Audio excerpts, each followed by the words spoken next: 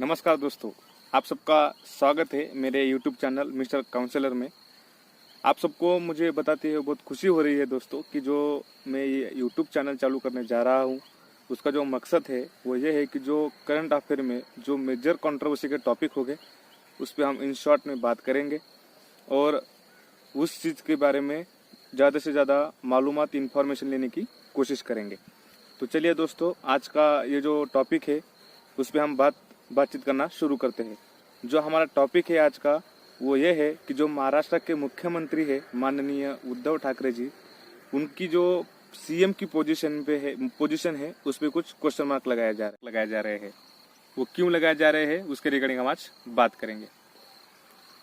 तो हम ये चीज़ों को स्टेप बाय स्टेप समझने की कोशिश करेंगे दोस्तों। पहली चीज़ तो आप ये समझ लो कि जो भारत ने संविधान के तहत जो पॉलिटिकल सिस्टम हमारे लिए अडॉप्ट की है वो ये है कि जो सेंटर होगा वहाँ पे 2 सदन होंगे जिसे कि बाय कैमरल सिस्टम कहते हैं। बाय कैमरल सिस्टम में सेंटर में 2 सदन होते हैं, एक होता है राज्यसभा और एक होता है लोकसभा। राज्यों में जो है 2 सदन होंगे, एक होगा विधानसभा और एक होगी विधान परिषद। लेकिन विधान परिषद जो है भारत में फिलहाल 6 राज्यों में वर्किंग है, बाकी राज्यों में वर्किंग नहीं है, जिसमें एक महाराष्ट्र भी है। तो इसके साथ दोस्तों ये चीज़ समझ लो आप कि अगर आपको मंत्री बनना है तो आपको इलेक्शन लड़ना पड़ेगा, इलेक्शन लड़के आपको जीत के आना पड़ेगा, उसके बाद ही आप मंत्री बन सकते हो। ये तो बहुत सिंपल सी बात है। लेकिन हमारा संविधान जो है उसमें एक आर्टिकल है, आर्टिकल 164 क्लॉज 4, वो एक्सप्रेसली कहता है कि अगर कोई मेंबर जो ना ही एमएलसी है और ना ही एमएलए है फिर भी वो मंत्री बन सकता है, लेकिन सिर्फ 6 महीने के लिए बन सकता है। 6 महीने के अंदर उसको इलेक्शन लड़के जीत के आना पड़ेगा, उसके बाद ही उस मंत्री पद को वो कंटिन्यू कर सकता है। जो हमारे उद्धव ठाकरे जी है, जब उन्होंने मुख्यमंत्री पद की शपथ ली थी 28 नवंबर को, उस टाइम पे ना ही वो एमएलए थे और ना ही एमएलसी थे, लेकिन आर्टिकल 164 क्लॉज 4 के तहत उन्होंने शपथ ले ली मुख्यमंत्री पद की। तो अभी दिक्कत की बात यह है दोस्तों, कोरोना वायरस की वजह से जो महाराष्ट्र में इलेक्शन होने वाले थे जिसमें उद्धव ठाकरे जी में भी जीत के आ सकते थे, उस इलेक्शन को इलेक्शन कमीशन ने पोस्टपोन कर दिया है। तो जो सेकंड ऑप्शन हमारे पास रहता है वो ये है कि जो गवर्नर भगत सिंह कोश्यारी है, अगर वो उद्धव ठाकरे जी को नॉमिनेट कर दे विधान परिषद में तो बात बन सकती है। तो ये नॉमिनेशन की जो पावर है दोस्तों उसके रिगार्डिंग हम कुछ थोड़ी सी जानकारी ले लेते हैं। पहली चीज़ तो ये दोस्तों, जो हमारा संविधान है वो इसके बारे में बात करता है। अंडर आर्टिकल 171 क्लॉज 5 गवर्नर जो है किसी पर्सन को नॉमिनेट कर सकता है जिसके पास स्पेशल नॉलेज हो, प्रैक्टिकल एक्सपीरियंस हो, आर्ट का, science, literature, social services, cooperative movements, इन सब चीज़ों का अगर उसके पास प्रैक्टिकल एक्सपीरियंस और स्पेशल नॉलेज हो तो उस पर्सन को गवर्नर विधान परिषद में नॉमिनेट कर सकता है। At the same time president जो है, जो राष्ट्रपति जी हमारे, वो भी 12 मेंबर को जो है नॉमिनेट कर सकते हैं राज्यसभा में। उसके लिए भी जो स्पेशल नॉलेज और प्रैक्टिकल एक्सपीरियंस की ज़रूरत होगी वो होगी लिटरेचर में, आर्ट में, साइंस में और सोशल सर्विसेज में। ये जो कोऑपरेटिव मूवमेंट का जो एक्स्ट्रा ग्राउंड है वो सिर्फ और सिर्फ आर्टिकल 171 क्लॉज 5 में दिया गया है। अगर हम आर्टिकल 80 और आर्टिकल 171 क्लॉज 5 को कंपेयर करें तो ये हुई नॉमिनेशन की बात दोस्तों। नॉमिनेशन की बात को थोड़ा और बढ़ा के अगर बताऊँ मैं आपको तो ये है कि जो नॉमिनेशन किया जाता है वो सिर्फ रिमाइंडर ऑफ पीरियड के लिए किया जाता है। इसका मतलब ये कि अगर सपोज गवर्नर ने किसी मेंबर को अपॉइंट कर दिया या फिर नॉमिनेट कर दिया, तो अगर वो 6 साल के लिए नॉमिनेट कर दिया तो 6 साल के अंदर अंदर अगर उस पर्सन ने, उस मेंबर ने रिजाइन कर दिया 4 साल के बाद, तो जो बाकी 2 साल का पीरियड होगा उसी के लिए उसको नॉमिनेट, दूसरे पर्सन को नॉमिनेट किया जाएगा।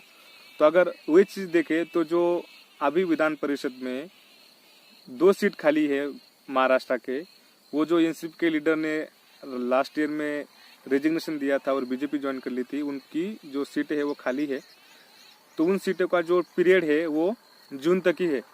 मतलब अगर हमें मान के भी चले कि अगर गवर्नर ने उद्धव ठाकरे जी को नॉमिनेट कर दिया और वो नॉमिनेशन होने के बाद सिर्फ और सिर्फ जून तक ही मुख्यमंत्री रह पाएंगे, उसके बाद उनको इलेक्शन लड़के आना ही पड़ेगा। तो ये थी दोस्तों नॉमिनेशन की बात। और ये जो पॉलिटिकल क्राइसिस की बात अभी डेवलप हो रही है दोस्तों, ये कोई नई चीज़ हमारे लिए नहीं है। ऐसी चीज़ें बहुत बार हो चुकी है हमारे इंडिया में। जैसे कि मैं आपको 2-3 एग्जाम्पल के साथ मेरी बात खत्म करूं। जैसे कि हमारे फॉर्मर प्राइम मिनिस्टर थे मनमोहन सिंह जी।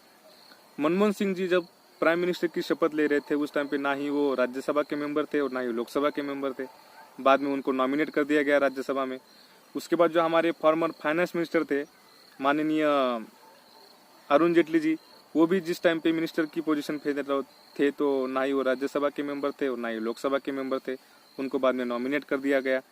हमारे स्मृति ईरानी जी जो एजुकेशन मिनिस्टर रही, तो वो भी उस टाइम पे ना ही लोकसभा की मेंबर थी और ना ही राज्यसभा की मेंबर थी। पृथ्वीराज चौहान जी जो कि महाराष्ट्र के मुख्यमंत्री रहे हैं, वो भी ना तो विधानसभा के मेंबर थे और ना ही विधान परिषद के मेंबर थे। उनको भी बाद में नॉमिनेट कर दिया गया। तो ये जो नॉमिनेशन की बात हो रही है, जो नॉमिनेशन की जो सिलसिला हमारे यहाँ पे चलता रहा है, वो कोई खास बात नहीं है। वो एक कॉमन सी चीज़ है जो कि की जाती है। लेकिन उद्धव ठाकरे जी के मामले में वो कॉमन सी चीज़ नहीं हो पा रही है, क्योंकि 10 अप्रैल को ही कैबिनेट की मीटिंग थी, जिस मीटिंग को माननीय अजित पवार जी ने हेड किया था, जो कि डिप्टी चीफ मिनिस्टर है महाराष्ट्र के। और रिकमेंडेशन गवर्नर के पास 10 अप्रैल को जा चुका है कि उद्धव ठाकरे जी को विधान परिषद में नॉमिनेट किया जाए, लेकिन गवर्नर ने अभी तक ये बात एक्सेप्ट नहीं की है। देखो दोस्तों, अक्सर ये कहा जाता है कि जो करंट सिनेरियो है उसमें ये सुप्रीम कोर्ट ने भी बहुत बार कहा है कि सबसे अच्छा गवर्नर वो है जिसकी टांग टूटी हो और जिसको पढ़ने का शौक हो, क्योंकि ये लोग अपना विजडम अप्लाई कर ही नहीं पाते, ये सेंटर के इशारों पे नाचते हैं। तो ये चीज़ें ना हो, क्योंकि सुप्रीम कोर्ट ने तो एक वर्डिक्ट में ये भी कहा है कि don't behave like a puppet of centre. Centre के पपेट की तरह आप बिहेव ना करो, आपका भी कुछ विजडम अप्लाई करो। तो मैं ये सोचता हूँ कि ये जो मामला है अभी फिलहाल जो गवर्नर भगत सिंह कोश्यारी के विशेष अधिकार में जाता है, देखते हैं उसमें क्या डिसीजन आता है। लेकिन मैं ये चाहता हूँ कि जो फिलहाल हम पूरा देश, पूरी दुनिया, उसमें महाराष्ट्र जो मोस्ट अफेक्टेड स्टेट में से एक है जो कोरोना वायरस से लड़ रहा है, इस टाइम पे हमने उद्धव ठाकरे जी की गवर्नमेंट को डिस्टेबलाइज नहीं करना चाहिए। अगर डिस्टेबलाइज गवर्नमेंट हो गई तो पूरी कैबिनेट कोलैप्स हो जाएगी और एक बहुत बड़ी दिक्कत हमारे सामने खड़ी हो सकती है। तो इन चीज़ों को अवॉइड करने के लिए हम हो सके तो पॉलिटिक्स ना करें और जितना जल्दी हो सके उतना जल्दी इस मसले को हल करें। तो अगर आपको ये दोस्तों ये सीरीज़ पसंद आती हो तो लाइक और सब्सक्राइब ज़रूर कीजिएगा और हो सके तो ज़्यादा से ज़्यादा शेयर कीजिएगा। बहुत बहुत शुक्रिया।